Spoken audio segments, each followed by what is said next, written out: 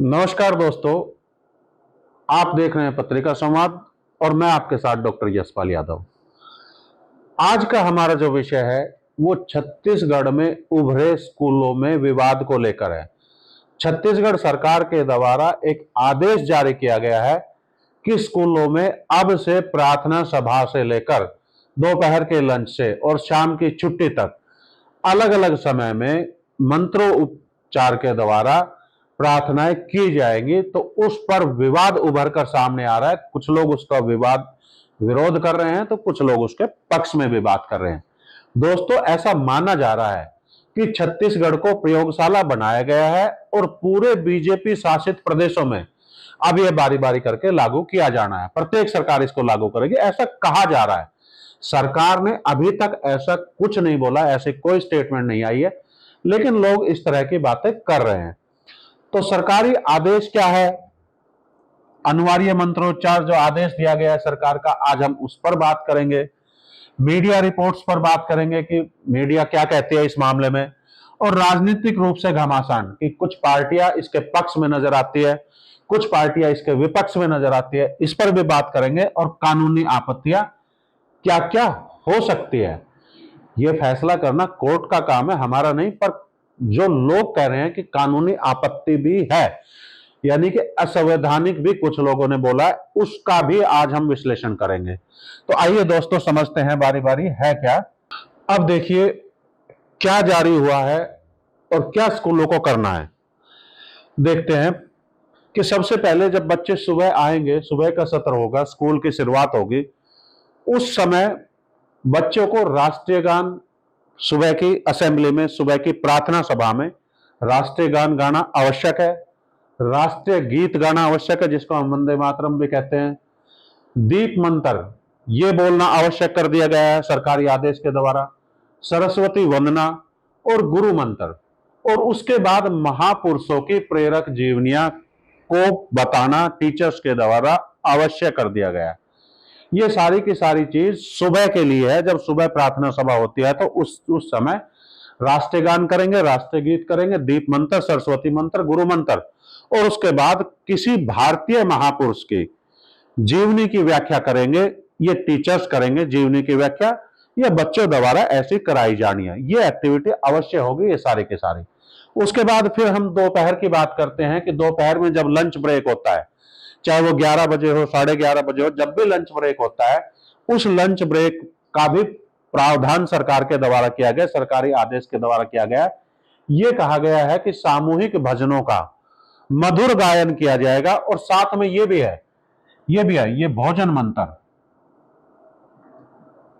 मंत्र, ये भी अवश्य बोला जाएगा। या तो आप भोजन मंत्र बोले या कोई भजन बोले, ये कहा गया है। ये भारतीय संस्कृति से जुड़ने की बात सरकार के द्वारा कही जा रही है, और कुछ लोग इसका भरपूर समर्थन भी कर रहे हैं, कुछ लोग विरोध भी कर रहे हैं। उसके बाद आता है शाम का सत्र। शाम का मतलब जब छुट्टी होती है उससे तुरंत पहले, जैसे मान लो छुट्टी होती है 2 बजे, तो 2 बजे से तुरंत पहले क्या क्या करना जरूरी है, बच्चे को राष्ट्रीय गीत यानी कि वंदे मातरम और गायत्री मंत्र दोनों का सामूहिक पाठ कराना जरूरी है। बच्चे खड़े होकर राष्ट्रीय गीत बोले और बच्चे गायत्री मंत्र बोले, ताकि बच्चों में भारतीय संस्कृति से जुड़ने की प्रेरणा मिले, ऐसा सरकार के द्वारा बोला गया है। अब सरकार का मूल उद्देश्य क्या है? देखो, सरकार का मूल उद्देश्य या सरकार का तर्क क्या है? सरकार कहती है पढ़ाई के अलावा बच्चों को अनुशासन, देशभक्ति, नैतिक मूल्य और भारतीय संस्कृति व वैदिक परंपराओं के प्रति जागरूकता को विकसित करना है।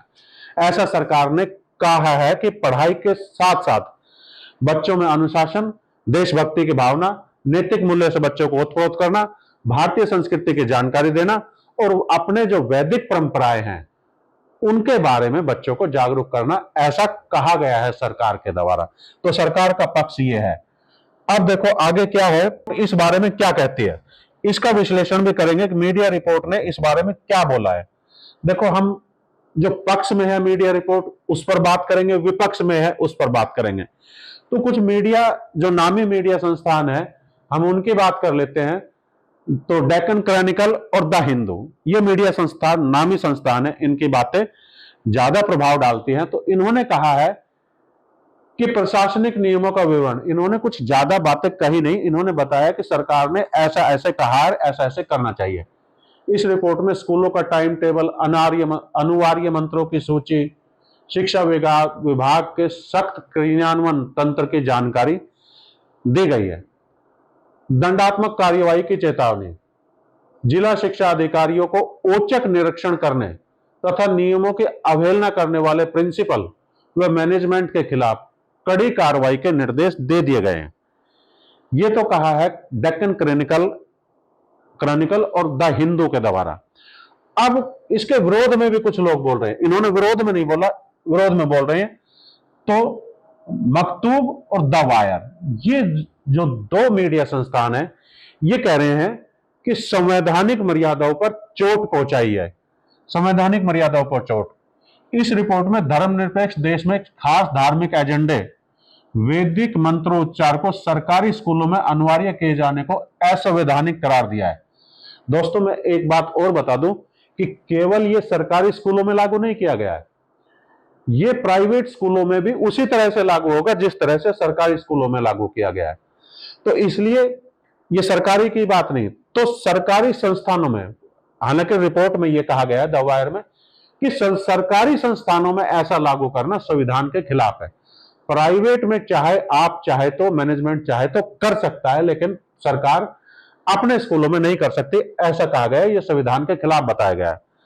दूसरा है जो मीडिया संस्थानों का है कि नागरिक अधिकारों की उपेक्षा, गैर हिंदू, आदिवासी, नास्तिक समुदायों के बच्चे को उनकी इच्छा के विपरीत धार्मिक अनुष्ठान में भाग लेने के लिए बाध्य किए जाने पर गहरी चिंता जताई है। देखो, कुछ हद तक, सीमित मात्रा तक ये बात सही भी हो सकती है कि गैर हिंदू बच्चे, आदिवासी है और जो नास्तिक है, जो परमात्मा में भरोसा नहीं रख सकते, ऐसे लोगों के द्वारा, ऐसे लोगों के बच्चों से इस तरह की गतिविधि कराई जाना कुछ हद तक लगता है कि बात ठीक है। चलो आगे इस बारे में और जानकारी हासिल करेंगे और विश्लेषण करेंगे कि बात है क्या। अब राजनीतिक दांवपेच तो होते ही है, जब भी सरकार कोई कानून बनाती है, कोई नियम बनाती है, उस नियम में ऐसा होता है कि कुछ पार्टियां समर्थन करती है, कुछ पार्टियां विरोध करती है। जो विपक्षी पार्टी है उनका काम ही विरोध करना है, लेकिन विरोध के साथ साथ तर्क दिए जाए वो ज्यादा महत्वपूर्ण होते हैं। यदि तर्क ऐसे हैं जिनका कोई तोड़ नहीं होता तो निश्चित रूप से ऐसे तर्कों को मान लेना चाहिए। अभी विपक्ष में जब कांग्रेस है, तो विपक्ष कांग्रेस के गंभीर आरोप क्या है कि इसमें कहा गया है, कांग्रेस प्रवक्ता सुशील आनंद शुक्ला के अनुसार सरकारी स्कूलों को सरस्वती शिशु मंदिर बनाना चाहती है और बच्चों को आरएसएस के एजेंडे पर थोप रही है। देखो दोस्तों, पहले तो मैं आपको यह बता दूं, सरस्वती शिशु मंदिर ये क्या होता है। सरस्वती शिशु मंदिर जो आरएसएस के द्वारा अपने संस्थान चलाए जाते हैं, बच्चों को पढ़ाई के दृष्टिकोण से वहां संस्कार भी दिए जाते हैं, वहां भारतीय संस्कृति से बच्चों को जोड़ा भी जाता है, भारतीय परंपराओं से बच्चों को ओतप्रोत किया जाता है। तो इस सरस्वती शिशु मंदिर कहा कि सभी स्कूलों को सरस्वती शिशु मंदिर बनाने की तरफ आरएसएस का जो एजेंडा है उस तरफ सरकार प्रयास कर रही है। कांग्रेस ने ऐसा आरोप लगाया है अपने प्रवक्ता के माध्यम से। अब कुछ सिविल राइट्स है, एपीसीआर, ये सिविल राइट्स समूह है, इनकी क्या दलीलें है। संगठन ने आदेश वापस लेने की मांग करते हुए कहा है कि सरकारी स्कूलों के हर समुदाय के बच्चे के लिए यह आदेश धार्मिक स्वतंत्रता, अनुच्छेद 25 और अनुच्छेद 28 का खुला उल्लंघन है। देखो दोस्तों, एपीसीआर ने यह अनुच्छेद का नाम ले दिया, यानी कि संविधान की बात कर दी। तो संविधान के अनुच्छेद 25 और संविधान के अनुच्छेद 28, जिसमें धार्मिक स्वतंत्रता का जिक्र किया गया, जो मूल अधिकार है हमारे मूल अधिकार अनुच्छेद 14 से अनुच्छेद 32 तक है, जिसमें से धार्मिक स्वतंत्रता का अधिकार 25-28 की बात करते हैं। तो ये कहा कि हमारे धार्मिक स्वतंत्रता के खिलाफ ही बात की जा रही है, यानी कि मूल अधिकारों के खिलाफ बात की जा रही है। ऐसा इस सिविल राइट समूह ने, एपीसीआर ने आरोप लगाया है।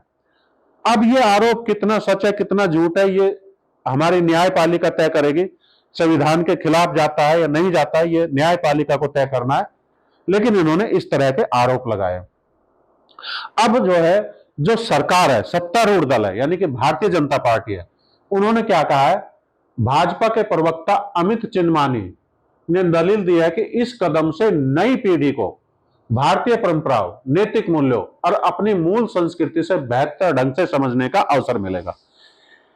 ये चीजें भारतीय जनता पार्टी ने कहा। और सरकार का पक्ष क्या था वो मैंने पहले ही आपको बता दिया कि सरकार का पक्ष भी तकरीबन पार्टी के पक्ष के साथ जुड़ता हुआ दिखाई दे रहा था।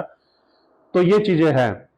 अब आगे जानेंगे कि स्कूलों का क्या योगदान है। स्कूलों का ये लागू किया जाना है, उनके संगठन भी है। अब उनके संगठन कहते क्या है, सरकारी स्कूलों के भी संगठन है, प्राइवेट स्कूलों के भी संगठन है। तो दोनों संगठन इस बारे में क्या कह रहे हैं, इस बारे में जानकारी लेंगे। स्कूली संगठनों की मूक विवशता, वो इस बारे में बिल्कुल चुप है। दोनों ही संगठन, चाहे सरकारी स्कूल के संगठन हो चाहे प्राइवेट स्कूल के संगठन हो, ना तो उन्होंने सहमति जाहिर की है ना उन्होंने विरोध किया है। उनकी मूक व्यवस्था है। ऐसा माना जा रहा है कि वो मूक किस लिए हो गए कि मान्यता रद्द होने का भय। ऐसा कहा जा रहा है प्राइवेट स्कूलों के संगठनों को कि सरकारी कार्रवाई और औचक निरीक्षण के डर से निजी स्कूल एसोसिएशन ने इन आदेश का कोई खुला विरोध नहीं किया है। यह बात पहले ही मैंने बताई थी आपको कि औचक निरीक्षण डीओ को कहा गया है, कि डिस्ट्रिक्ट एजुकेशन ऑफिसर को कहा गया कि आप औचक निरीक्षण प्राइवेट स्कूलों में भी कीजिए और सरकारी स्कूलों में भी कीजिए।